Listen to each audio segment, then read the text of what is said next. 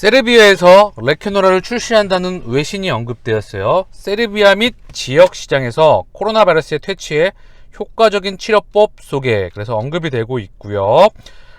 세르비아 제약회사인 것 같습니다. 오늘 셀트리온과 협력하여서 바이러스로 일어난 질병 초기의 단계를 치료를 위한 새롭고 현대적인 치료 옵션을 세르비아 및 지역 시장에 출시한다고 발표했습니다. 그리고 레케노라에 대한 언급이 되고 있고요. 유효성 그리고 효능에 대한 자세한 언급이 되고 있어요. 2만 명이 넘는 환자가 치료를 받은 한국의 리얼월드 데이터는 매우 높은 비율로 약물의 효과를 보여줍니다. 유효성, 안정성, 가격 경쟁력, 변이에 대한 대응 능력 등 세계 최고 수준의 경쟁력을 보여주고 있죠. 유럽에서 뚫려나가는 부분이 중요합니다. 근데 그 이전에 지금 이제 세르비아에서 또한 출시가 된다는 그런 소식이 언급되는 것 같아요. 세르비아는 한국의 결과에 더해서 4개 보건소에서 임상시험을 실시한 13개국에도 포함됐다. 구현에 참여한 의사들은 합병증 발병 및 입원의 필요성을 예방하는 부분에서 이 치료 옵션의 안정성과 효과를 확인했습니다. 또한 델타균주와 같은 바이러스 돌연변이 변이체를 중화시키는데 약물의 강력한 효과를 보여주었습니다. 알파, 그쵸? 알파 및 델타균주, 알파, 베타, 감마, 그리고 델타, 델타 플러스, 지금까지 나온 모든 바이러스에 대해서 중화능을 보이고 있죠. 앞으로 나올 변이에 대해서도 다 대응이 가능할 만큼 경쟁력을 가지고 있고요. 또한 칵테일 항체 치료로서도 준비를 하고 있죠. 여기에다 유효성이 또한 언급이 되어 있고요. 연구에 참여한 의사들은 이 치료법에 적응에 있어 또 다른 측면을 강조했으며 이는 확실히 코로나19 병원의 안도입니다. 이 약을 1시간 동안 주입형대로 적용한 후 환자가 집으로 퇴원하면 이러한 목표가 달성됩니다.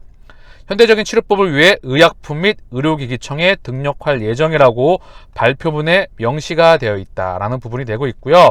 이 세르비아 이 제약 및 화학산업, 이 제약회사는 발칸반도 제약산업의 선두주자 중 하나입니다. 67년 이상의 전통을 가지고 있다라고 언급이 되고 있고요. 가장 높은 국제 표준에 따라 인류의약품을 생산해온 67년 전통을 가지고 있다고 합니다. 그래서 중요한 건 유럽 정식 승인이 중요하고요. 유럽 정식 승인에 맞춰서 이제 전 세계적으로 인프라가 깔리고 있죠. 유럽을 뚫고 그 다음 뻗어나간 다음에 미국 그리고 전 세계로 뻗어나갈 인프라가 깔려있다는 소리고요. 이제 시스템이 준비가 되고 있다라고 보시면 될 것 같아요. 로슈의 코로나19 경구용 치료제 임상 이상 사실상 실패했다는 소식이에요. 기사 내용을 좀 볼게요. 스위스 제약사 로슈가 협력사 아테아 파마스티컬스와 함께 개발 중인 경구용 코로나 치료제 임상 이상이 사실상 실패했다. 이에 따라 성공적인 임상 결과를 바탕으로 연내 긴급 사용 신청을 받는다는 전략도 무산됐다. 양사는 해당 경구용 치료제의 추후 임상 3상 설계 변경을 거쳐 내년 하반기 사용 신청을 할 것으로 보인다. 그래서 임상 내용을 보니까요. 임상 이상이 경증 또는 중증도 환자의 코로나19 바이러스 양 감소에 대한 1차 평가 변수를 충족하지 못했다고 밝혔다. 결국 효능을 입증해내지 못했다는 겁니다. 유효성을 지금 대조약 대비, 위약 대비 지금 우위를 보이지 못했다라는 부분이 나오고 있고요.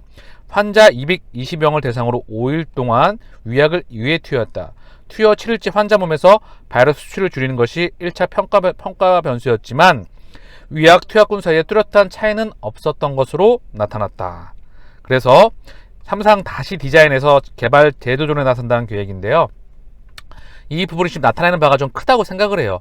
지금 코로나 바이러스는 경구용 치료제 개발이 너무 상당히 쉽지가 않다. 개발을 하더라도 이게 유효성이나 안정성에서 이 부분에서 상당히 지금 어렵다는 부분이 지금 나오고 있는 부분이죠. 머크, 세계적인 빅팜이죠. 로슈, 그쵸? 로슈하고 머크, 그죠? 여기에 일본 제약회사도 하나 들어가고 있는 것 같은데 중요한 건 코로나 바이러스를 타켓으로 해서 만드는 먹는 지금 치료제는 상당한 개발이 어렵다. 그쵸? 지금 머크 같은 경우에도 지금 대상이 항원 대상이 타깃 대상이 코로나 바이러스가 아니에요. 계절 독감, 인플루엔자 바이러스 타깃입니다. 그래서 쉽지 않은 부분이다. 그래서 경구용 치료제 나온다고 하면 그냥 그걸로 누른다. 그럼 우리는 매수의 기회, 매집의 기회로 삼아야 될 것입니다. 그러니 경구용 치료제 나오면 이제 신경 쓰지 않으셔도 될 것 같다 라는 부분이 나옵니다. 크게 너무 걱정하지 마시고요. 레케노라주 유럽 정식 승인에 지금 정조준에서 가시면 될 것 같아요.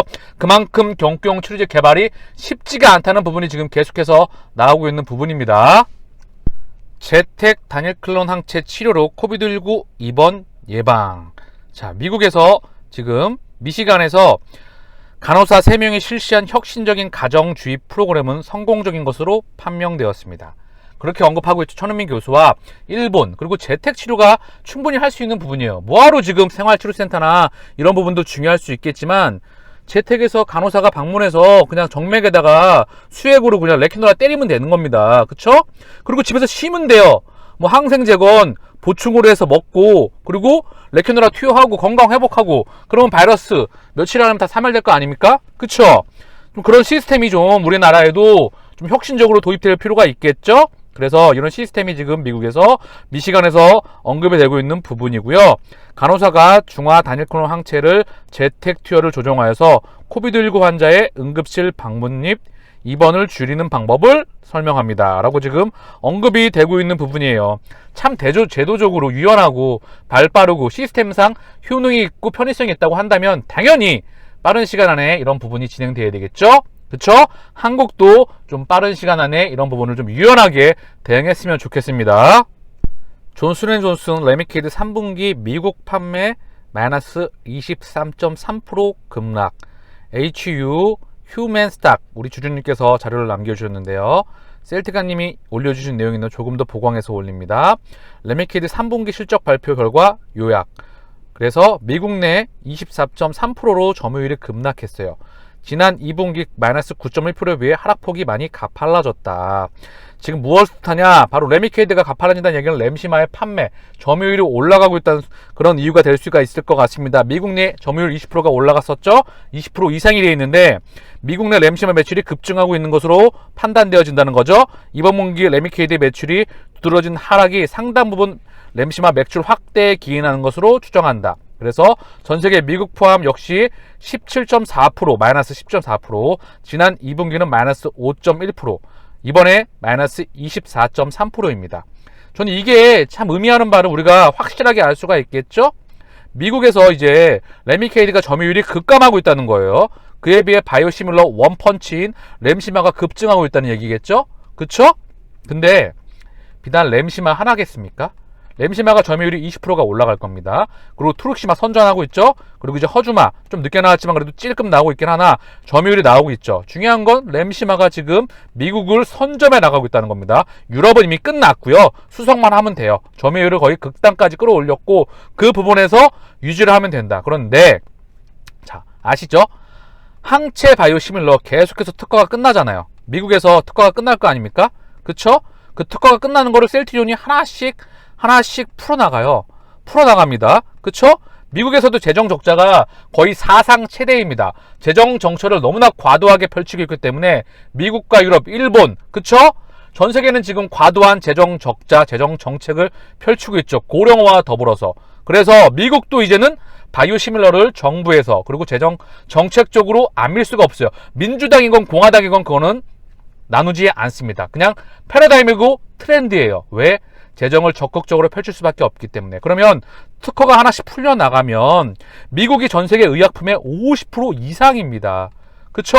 이 시장을 다 하나씩 갖고 오는 거예요. 유럽을 먼저 뚫은 다음에 갖고 왔죠? 그런데 2017년도에는 미국 시장이 굉장히 더뎠어요. 다시 한번 언급드리지만 미국 비팜들과 사바움산의 연결고리가 굉장히 강했는데 이 고리를 끊어내고 이제 침투가 계속하며 미국에서도 연일 계속 바이든 행정부에서 언급이 된다는 부분이죠. 그쵸? 계속해서 특허가 끝날 때마다 침투가 될 것입니다. 그리고 그 침투 속도는 매우 가팔라지겠죠. 이제 셀트리온의 매출액은 2조입니다. 레키노라는 신약으로서 뻗어나가는 부분이고요. 바이오시밀러가 하나씩 연일 출시가 되고요.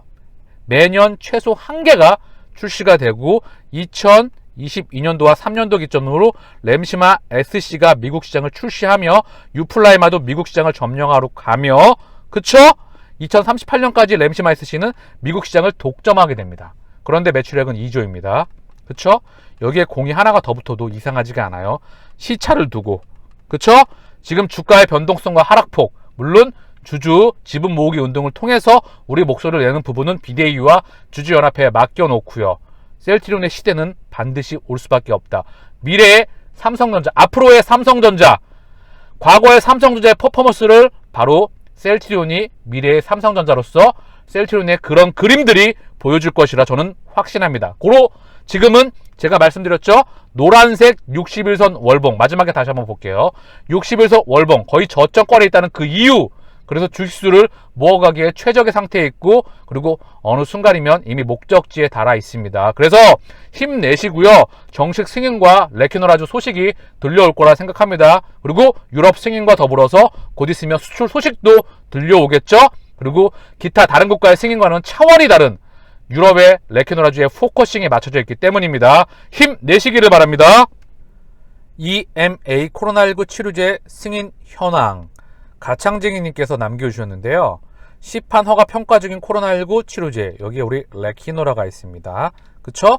나머지는 레키노라하고 지금 리제네론, 그쵸? 리제네론, 요 두 가지가 항체 치료고요. 나머지는 약물 재창 치료예요. 그런데 여기 레키노라, EMA 코비드19 환자 치료를 위한 레키노라의 시판 허가 신청서 접수, 그쵸? 10월, 자, 별도의 회의를 개최해서 정식 승인 소식이 한번 나올 수 있기를 기대해보고 지금 연일 언론에서 보도가 되고 있어요. 그쵸? 10월에 됐으면 하는 그런 바람이 있죠. 그쵸? 충분히 가능성이 있다고 생각을 하고 기다려 보자고요. 그리고 여기 지금 보면 이 부분이 언급되고 있으니까 이제 이게 유럽의 승인으로, 그쵸? 승인에 지금 렘데시비르밖에 없어요. 렘데시비르밖에 없다는 것은 치료제 주권이 거의 없다고 저는 생각을 하고 있어요. 물론 치료제 정식 승인을 받았지만 에볼라 치료제로 실패한 약을 가지고 약물 재창출해서 긴급하게 사용이 되고 있는 부분이죠. 중증 환자에게. 코로나19 치료제는 경증에서 중증으로 넘어가는 부분을 받아서 조기에 치료하는 것이 정말 중요한 부분입니다. 고로 치료제 확보를 유럽이 할 수밖에 없겠죠. 그쵸? 그래서 이제 우리 레키노라 유럽의 정식 승인 목록에 떡 하고 올라가기를 기대해 봐요. 롤링 검토 중인 코비드19 치료법, 그래서 릴리, 그리고 GSK하고 비어바이오테크놀로지, 소트로밥이죠. 그리고 아스트라제네카 지금 언급이 되고 있는데 중요한 건 이제 바로 시판 허가를 위해서 평가 중인 코로나19 치료제에 지금 우리 레키노라가 임박을 하고 있다라고 보시면 될 것 같아요. 우리 차분하게 우리 기다려 보자고요. 자, 비즈니스 포스트에 셀트리온 주가 또 날까? 기후성 흡입형 코로나19 치료제 매진. 그래서 지금 코로나19 치료제 흡입제형 개발 서두른다라고 지금 언급이 되고 있고요. 지금 호주에서 임상 2상 시험에 진입할 계획을 세웠다. 임상 1상은 안정성 확인이고요. 2상은 용량, 그쵸? 유효성에서 용량을 결정짓는 게 바로 임상 2상이죠. 그래서 어느 정도의 안정성과 유효성을 검증을 하고 용량을 검증을 하고요. 임상 3상에서 바로 대량 임상 시험을 통해서 유효성이 검증이 됩니다. 안정성과, 그쵸? 그래서 셀트리온은 호주 임상 시험을 통해서 흡입제형 항체 치료제 개발 전문기업 이날론과 함께 하고 있다. 그래서 피하 주사기 연합을 때 3년에 가까운 시간이 걸렸던 점을 감안하면 흡입제형 서두르기 위한 공동 개발로 풀이가 된다. 이날론과 공동 개발하기 때문에 까기가 쉽지 않죠. 공매도도, 그쵸? 자, 그래서 여기에 또 레키노라 정식 풍모 허가를 신청했다. 그리고 언급이 되고 있는 부분이고요. 여기에 뭐 레키노라 셀트리온이 1조 원대의 매출을 올릴 것이라는 전망에 부정적 시선도 나온다. 그게 이유가 머크라는 얘기가 나오고 있어요. 코로나19 치료제 후보 물질. 자, 이런 이야기 나오면 그냥 이제 좀 이렇게 하셔도 될 것 같아요. 요걸로 누른다. 그러면 당연히 다시 한번 언급드려요. 매입의 기회로 삼으면 될 것입니다. 경구용 치료제. 이미 얘는 머크의 치료제는 타켓이 달라요. 타켓이 코로나 바이러스 타켓이 아니다. 그 말은 즉 유효성과 안정성에서 레키노라를 이기기가 너무나 힘들다. 거기다 가격까지 비싸다. 그리고 부작용 논란도 지금 자유롭지 못하다. 그쵸? 유효성도 데이터도 지금 상당히 이야기가 많이 나오고 있죠. 그쵸? 그리고 다음 세대 항암제 치료제. 그쵸? 항체 약물 신약 개발에도 힘준다. ADC. 그쵸? 그래서 익수다. 대한 부분이 언급이 되고 있죠. 그리고 바이오시밀러 지속 진보로 사업성을 유지한다. 제가 아까 언급드렸던 부분과 크게 다르지 않습니다. 2030년까지 해마다 최소 1개 제품을 출시하겠다라는 부분이 언급되고 있어요. 차세대 항암제로서 면역 항암제와 세포치료 등의 신약 개발을 투자해서 종합제약회사로 발전하는 것이 최종 목표이다. 그쵸? 이런 부분도 언급이 되고 있고요. 코로나 치료제 시장은 백신 시장보다 훨씬 작지만 수요보다 생산이 제한적이라 성장 가능성이 충분하다. 치료제 개발에서 가장 어려운 점이 변이에 대응하는 것인데 동물 시험을 통해 레퀴노라가 대부분의 변이에 효과적인 것을 확인했다는 부분이고요. 그쵸? 지금 기우성 대표의 인터뷰에서 계속해서 시차를 두고 딜레이가 나왔어요. 그쵸?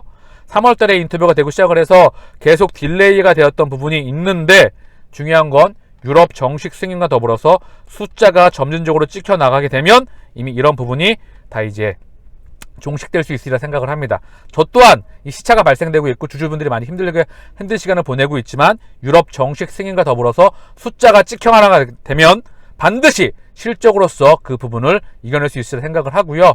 그리고 회사를 운영하다 보면 그 맵이 약간의 시차가 발생할 수가 있는 부분이에요. 우리가 그 부분에서 유럽 정식 승인 정말 중요한 첫 번째 지금 단기적인 그런 시그널이라고 볼 수가 있을 것 같습니다. 셀트리온의 차트예요. 0.46 오늘 상승했고요. 지금 노란색 선 지금 지지를 정확하게 받고 있어요. 살짝 이탈해도 상관없습니다. 한 번씩 이탈을 했지만 그 부분 언제나 그 근방에서 지지를 받고 다시 한번 올라왔다. 그쵸? 거의 저점권일 때가 많았습니다. 그쵸? 저점권일 때가 상당히 많았다. 이 노란색 선이 셀트리온 다 지우고 뭐 봉이랑 다 지우고 결국은 이 노란색 선만 보자고요. 한번 이 노란색 선만 봤을 때 셀트리온의 주가에 성장하는 기업은 우상향을 그릴 수밖에 없다. 그쵸? 물론 이 안에 그리고 수십 가지의 노이즈가 상당히 많았죠. 더 이상 말을 하지 않더라도 너무나 많은 이슈들이 있었다. 그래서 지금 저점권에 있다. 지금 그 그림으로 보여주고 있어요. 셀트리온의 가치는 2017년도, 18년도, 19년도, 20년도, 21년도 가치는 계속 다릅니다. 지금 숫자만 찍어내면 되는 부분이에요. 레퀴노라의 판매로, 생산으로 인해서 지금 다른 제품들의 생산 조정이 있었죠. 결국은 시차를 두고 성장통 반드시 찍히게 될 수밖에 없습니다. 삼성전자를 한번 보면 또 잘 보일 거라 생각을 해요. 다른 거 다 제외하고 이평선 월봉을 한번 볼게요. 삼성전자. 얘는 뭐 1986년도인가 85년도부터니까요. 그죠? 얘도 노란색 선. 얘는 오히려 주황색 선이네요. 120. 요 120을 기준으로 쭉 가요. 계속 120. 거의 저점이고 노란색 기준선인데 얘도. 그쵸? 그냥 계속 모아가면 되는 거예요. 얼마나 지겹겠습니까? 이 노란색 선 기준으로. 그쵸? 한 번씩 이탈해요. 경제 위기나 2008년도. 그쵸? 97년도. 요럴 때 한번 이탈하겠죠? 그쵸? 큰 외환위기, 대외적인 위기. 그쵸? 그리고 이때 뭐 미국 금리 인상 때 한번 휘둘렸어요. 노란색. 그쵸? 미국 금리 인상 4회. 그러나 코로나 이슈 때도 중요한 건 노란색 선은 이탈하지 않았지만 그 근방에서 늘 그 기점으로 해서 노란색을 이탈하더라도 그 근방에서 지지를 받고 저점권이었다. 얘도 의미하는 바가 큽니다. 장기 10년 가까이 보유하고 싶으시면 노란색 선 주목하시면서 쭉 모아가면 된다. 노란색 선일 때 거의 바닥이었다. 그쵸? 모아가세요. 거의 저점권이니까. 거의 싸게 평단가를 낮출 수 있는 기회다. 그리고 나중에는 결국 더 큰 수익으로 드러날 수밖에 없는 게 바로 차트의 기결되리라 생각을 합니다. 항상 힘내시고 마치겠습니다. 감사합니다.